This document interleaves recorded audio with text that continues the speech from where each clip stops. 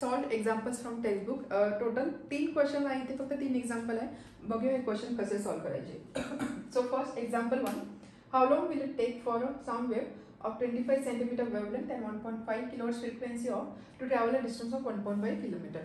एक sound wave दिलेली आहे, साऊंड वेवची वेवलेंथ दिलेली आहे, वेवलेंथ म्हणजे लॅम्डाची व्हॅल्यू दिली आहे, फ्रिक्वेन्सी दिली आहे, फ्रिक्वेन्सी म्हणजे न्यूची व्हॅल्यू दिली आहे. त्यानंतर ही साऊंड वेव 1.5 किलोमीटर एवढा डिस्टन्स ट्रॅव्हल करण्यासाठी किती टाइम लागणार आहे ते आपल्याला फाइंड आउट करायचं. How long will it take, how long will it take म्हणजे काय, ते किती टाइम घेणार आहे. सो आपल्याला थोडक्यात काय फाइंड करायचं, ते टाइम दॅट इज टीची व्हॅल्यू फाइंड आउट करायची. गिवन वेवलेंथ, वेवलेंथ म्हणजे lambda, lambda is equal to 25 centimetre. त्यानंतर फ्रिक्वेन्सी, फ्रिक्वेन्सी म्हणजे nu, so that is equal to 1.5 kilohertz. Distance किती ट्रॅव्हल करायचं आहे वेवला, 1.5 किलोमीटर. तर एवढं डिस्टन्स ट्रॅव्हल करण्यासाठी किती टाइम लागणार आहे ते आपल्याला फाइंड करायचं आहे. टाइम फाइंड करायचं म्हणजे स्मॉल टीची व्हॅल्यू ते आपल्याला फाइंड करायची आहे. आता बघा काय काय दिलं आहे, काय फाइंड करायचं आहे. डिस्टन्स आहे, फ्रिक्वेन्सी आहे आणि त्यानंतर वेवलेंथ आहे, टाइम फाइंड करायचा आहे. मग आता आपण टाइम कसा फाइंड करू शकतो, तर यामध्ये बघा काय गोष्टी दिलेल्या आहेत त्याला रिलेट करण्याचा प्रयत्न करा. लॅम्डा आहे, फ्रिक्वेन्सी आहे. आपल्याकडे एक फॉर्म्युला आहे की ज्याच्यामध्ये आपण लॅम्डा आणि फ्रिक्वेन्सी दोन्ही गोष्टी, दोन्ही टर्म रिलेट करू शकतो. फॉर्म्युला काय आहे तो, velocity is equal to wavelength into frequency, correct. Wavelength into frequency, that is v is equal to wavelength lambda frequency nu. So ह्या दोन व्हॅल्यूज आपल्याकडे आहेत, त्याच्यावर आपण वेलोसिटीची व्हॅल्यू इझिली फाइंड करू शकतो. आपल्याला फाइंड करायचा आहे टाइम. वेलोसिटीची व्हॅल्यू आहे, डिस्टन्स आहे, तर टाइम आपण कसा फाइंड करणार. अगेन अनदर रिलेशन आपल्याला माहिती आहे, फर्स्ट चॅप्टरमध्ये आपण बघितलं वेलोसिटी म्हणजे काय असणार आहे, v is equal to S upon T, distance upon time. तर यामध्ये आपल्याकडे v ची व्हॅल्यू इथून मिळणार आहे, टाइम आपल्याला फाइंड करायचा आहे, एस ची व्हॅल्यू ऑलरेडी आहे, त्यामुळे T is equal to S upon V, त्यावरून आपल्याला टाइम ते मिळणार आहे. Okay, so here velocity v is equal to, आता यामध्ये बघा सगळ्यात आधी कधीही आपण कॅल्क्युलेशन करणार असतो त्याच्या आधी एकदा युनिट चेक करा. सगळे जे युनिट आहे ते स्टँडर्ड पाहिजे. 25 सेंटीमीटर आहे, याला आपण कशामध्ये कन्वर्ट करणार, मीटरमध्ये. So 25 upon 100, 0.25 metre. Reason 1 metre is equal to 100 centimetre. 100 centimetre आहे त्यामुळे आपण 100 न्यायला डिवाइड केलं. So 25 centimetre is equal to 0.25 metre. Frequency, frequency kilo हर्ट्समध्ये आहे, आपल्याला फ्रिक्वेन्सी नेहमी हर्ट्समध्ये पाहिजे असणार आहे. त्यामुळे याला आपण किलो आहे, किलो म्हणजे काय नेहमी 10 पॉवर 3, त्यामुळे हे आपण लिहू शकतो 1.5 into 10 power 3 hertz. Reason 1 kilo hertz is equal to 10 power 3 hertz. ठीक आहे. डिस्टन्स, डिस्टन्स सुद्धा किलोमीटरमध्ये आहे, किलो म्हणजे 10 पॉवर 3, त्यामुळे याला आपण असं लिहिणार 1.5 into 10 power 3 metre.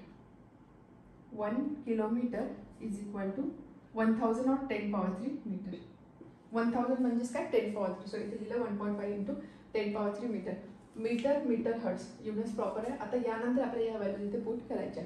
So velocity is equal to wavelength, wavelength is 0.25 आणि फ्रिक्वेन्सी आहे 1.5 इंटू 10 पॉवर 3. आता इथे आपल्याला कॅल्क्युलेशन करायचं आहे. 25 upon 100 into 15 upon 10. Just for simplicity हे मी अशा पद्धतीने एक्सप्रेस केलेलं आहे. तुम्हाला जर पॉसिबल असेल तर तुम्ही याचा प्रॉडक्ट फाइंड करा, त्याला 10 पॉवर 3 ने मल्टिप्लाय केलं तरी चालणार आहे. So 25 upon 100, 15 upon 10 into 10 power 3. 10 power 3 ला आपण असं लिहू शकतो 1000. सो 1 2 3 1 2 3. आपल्याला कसला प्रॉडक्ट फाइंड करायचा आहे, 25 इंटू 50. सो 50 इंटू 25,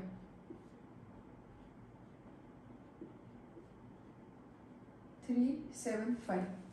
वेलोसिटी किती आली, 375. वेलोसिटीची युनिट काय असणार आहे, वेलोसिटी, त्यामुळे ते असणार आहे मीटर पर सेकंड. ही आली व्हॅल्यू ऑफ वेलोसिटी. आपल्याला फाइंड करायचा आहे time. So velocity is equal to distance upon time. S upon T लिहा किंवा डी अपॉन टी लिहा, काही प्रॉब्लेम नाही. Since velocity is equal to S upon T, therefore T is equal to S upon B. Distance किती travel करायचं आहे, 1.5 into 10 power 3. Velocity किती आहे, 375. ओके, आता फक्त calculation. So 15 upon 10 into 10 power 3 upon 375. So हे किती असणार आहे 15 10 आणि 10 पॉवर 3 तर इथे असणार आहे 100 सॉरी 10 पॉवर 2 म्हणजे 100 सो 100/375 15/375 आपण डिव्हिजन करून बघूया 370 इथे बघा 375/15 म्हणजे किती असणार आहे 25 बरोबर 15 × 25 = 375 सो 375/15 किती असणार आहे 25 त्यामुळे इथे असणार आहे 1/25 ओके आणि 100/25 म्हणजे 4 टाइम आहे त्यामुळे याचं युनिट असणार आहे सेकंड आपल्याला टाइमची व्हॅल्यू फाइंड करायची होती so time is 4 second one line मध्ये तुम्ही लिहू शकता therefore sound wave takes 4 second to travel the distance of 1.5 kilometer समजलं कसं सॉल्व केलं काय गोष्टी दिलेल्या आहेत पहिल्यांदा ते रिलेट करण्याचा प्रयत्न करा आपल्याकडे कोणतं फॉर्म्युला किंवा कोणते रिलेशन माहिती आहे त्यामध्ये टाका आणि त्यानंतर ती जी व्हॅल्यू मिळणार किंवा त्या फॉर्म्युलावर जे काही आपल्याला आपण डिराईव्ह करणार त्याला बाकीच्या रिमेनिंग थिंग सोबत रिलेट करण्याचा प्रयत्न करा so second question ultrasonic wave okay ultrasonic waves are transmitted downwards into sea with the help of sonar तर आपण सोनार सिस्टीम बघितलेली आहे तर त्या सोनार सिस्टीमचा यूज करून एक अल्ट्रासोनिक वेव्ह जे आहे त्या ट्रान्समिट केलेल्या आहे सी मध्ये okay the reflected sound is received after 4 second त्यानंतर रिफ्लेक्टेड जो साऊंड आहे तो 4 सेकंड नंतर ऐकू आला what is the depth of sea in that place तर त्या जागेमध्ये सीची डेप्थ किती आहे ते आपल्याला फाइंड आउट करायचं आहे सोनार सिस्टीम आपण बघितली सोनार सिस्टीममध्ये काय काय असणार आहे बेसिकली इथे सी वॉटर असणार आहे लेट से इथून सिग्नल पास झाला असा गेलेला आहे ठीक आहे रिफ्लेक्ट होऊन तर यासाठी लागलेला टाइम जो आहे first of all what is given ultrasonic waves are transmitted downwards into C with the help of sonar the reflected sound is received after 4 seconds तर साऊंड रिसीव्ह करण्याचा जो टाइम आहे that time is 4 second okay what is the depth of sea at that place तर आपल्याला find करायचं आहे depth म्हणजे काय डिस्टन्स राईट तर आपल्याला इथे फाइंड आउट करायचं आहे एस इज व्हॉट त्यानंतर अजून एक गोष्ट दिलेली आहे velocity of sound in sea water is 1550 metre per second साऊंडची वेलोसिटी दिलेली आहे 1550 मीटर पर सेकंड ओके आता बघा आपल्याला वेलोसिटी आहे टाइम आहे डिस्टन्स फाइंड करायचं आहे सिंपल आहे आपल्याकडे फॉर्म्युला काय असणार आहे velocity is equal to distance upon time यामध्ये S is equal to V into T त्यामुळे आपल्याला आन्सर मिळणार आहे बट यामध्ये टाइम जो आहे टाइम आपल्याला 4 सेकंड दिलेला आहे बट आपल्याला ज्यावेळेस आपण हे कॅल्क्युलेशन करू त्यावेळेस टाइम आपल्याला 4 सेकंड घ्यायचा नाही आहे 4 सेकंड का नाही घ्यायचा कारण बघा काय सांगितलेलं आहे स्टेटमेंट ऐका reflected sound is received after 4 second sound इथून इथे आला रिफ्लेक्ट झाल्यानंतर इथे आला आणि हा जो total time period that time period is 4 second याचा अर्थ काय साऊंड इथून इथे आला टॉप पासून बॉटमला आला बॉटम पासून अगेन टॉपला गेला तो टोटल टाइम 4 सेकंड आहे याचा अर्थ जी वेव्ह आहे तिला टॉप पासून बॉटमला रीच होण्यासाठी लागले आहे 2 सेकंड इथून इथे आली 2 सेकंड मध्ये इथून इथे वर गेली 2 सेकंड मध्ये दिस टोटल इज 4 सेकंड तर आपल्याला काय फाइंड करायचं आहे आपल्याला फाइंड करायचं आहे डेप्थ ऑफ सी फाइंड करायचं म्हणजे आपल्याला त्या केसमध्ये टॉप टू बॉटम एवढा डिस्टन्स ट्रॅव्हल करण्यासाठी साऊंडने किती टाइम घेतो तो टाइम कन्सिडर करावा लागणार त्यामुळे ते टीची व्हॅल्यू आपल्याला घ्यावी लागणार आहे 2 सेकंड ओके त्यामुळे इथे आपण लिहिणार सिन्स टाइम काय दिले reflected sound is received after 4 second time taking by sound wave to reach bottom is equal to time after which reflected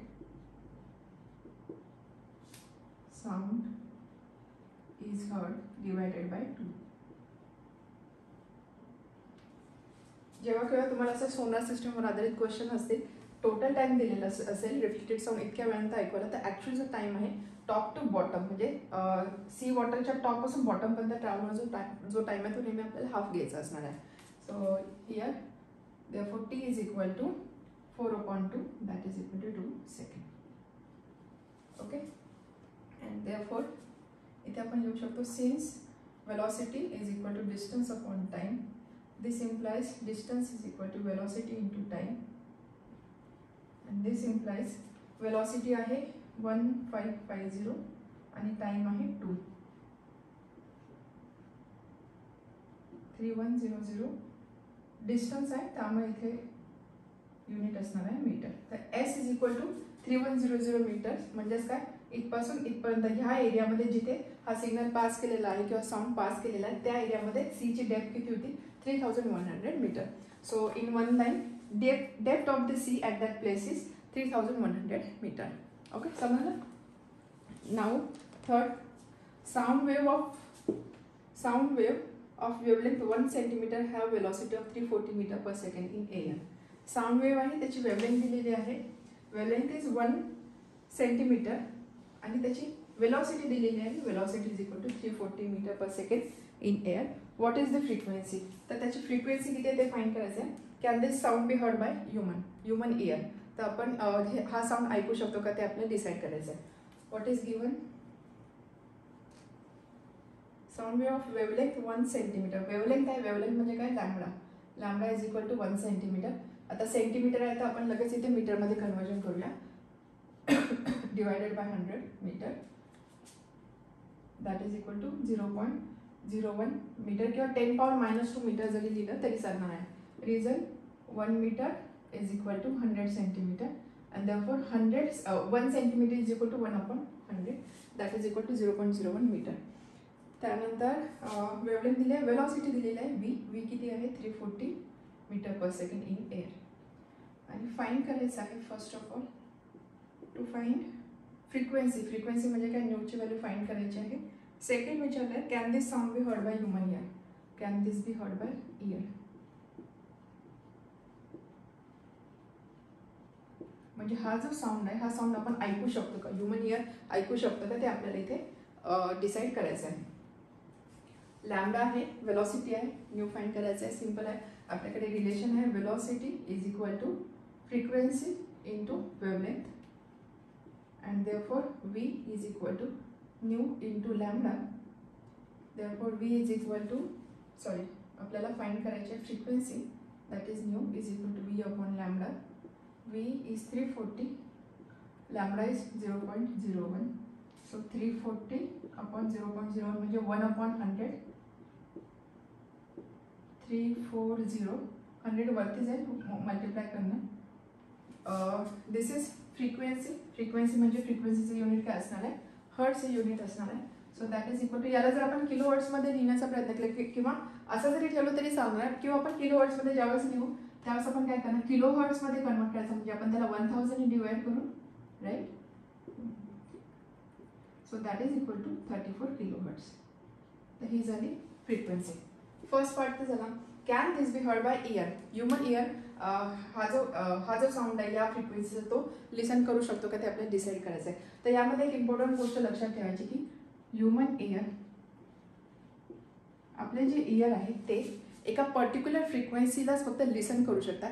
त्या फ्रिक्वेन्सीची रेंज आहे 20 हर्ट्स टू 20 किलो हर्ट्स, किंवा याला आपण असं लिहू शकतो 20 हर्ट्स टू 20,000 हर्ट्स.